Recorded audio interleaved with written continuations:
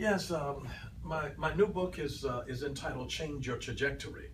I wrote that because every year in America, 20 million jobs are lost or restructured in America. And it's called Change Your Trajectory. Absolutely, Okay. change your trajectory. Because life is constantly changing. There are so many jobs now that have gone into obsolescence, so many careers. There are things that people went to school for years ago, now machinery or technology has made obsolete. So how do you retool yourself? It's about changing your trajectory for this current generation to make yourself relevant, to meet the needs of the society, the technology that it demands.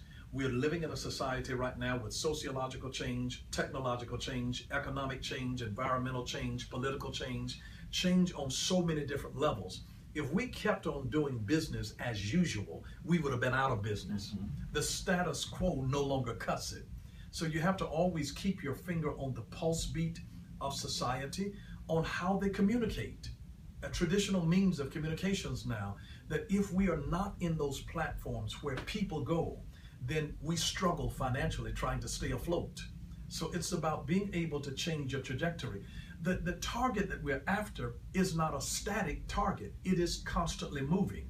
So that's why this is about helping a person to actually plan ahead of where the target is going, where the market is going, the demands of the market, and being able to be on target with it when it gets there. And so I teach practical keys on how we can actually do that in our everyday life. Wow, you're such a smart man. How does that, I guess that business sense spill over even into your sermon?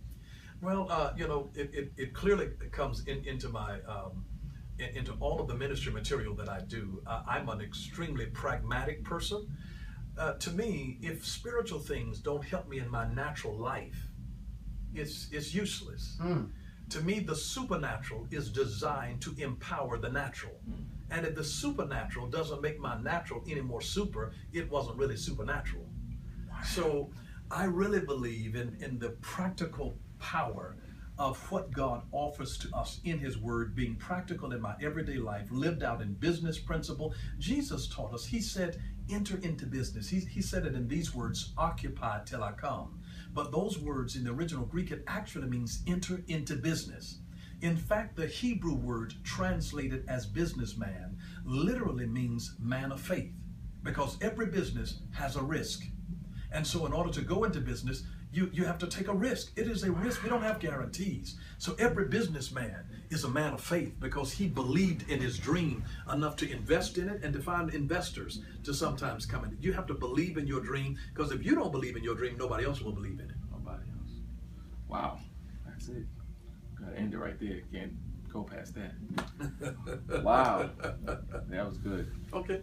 That was good. Hope I gave you a little material that you can use. You gave us a lot we can live by. Wow. That was I got my sermon for the night. Man, I need the book. Right. Is it out yet? It is. Yes, out. sir. When did it come out? September the 22nd. Okay. Yeah. Oh, I'm sure it's on Amazon. It's on Amazon. It's on Barnes and Nobles, and so I've been really pleased with its progress thus far. And we pre-sold quite a few before we ever. How many did you pre-sale? I'm not sure the exact numbers, but we sold thousands, pre-sold thousands before we ever went to market. So that on the opening day, Amazon ran out and Barnes and Nobles. Wow. So, and they knew that they were doing that, so they had put in an additional order of the book since that time. So that's always good news for us. That's It would be crazy if you had him at the hair show and all. Yeah, I know, exactly. Yeah, and it had just passed. Sometimes it works. Yeah, it just passed, and and I do so much work internationally. A friend of mine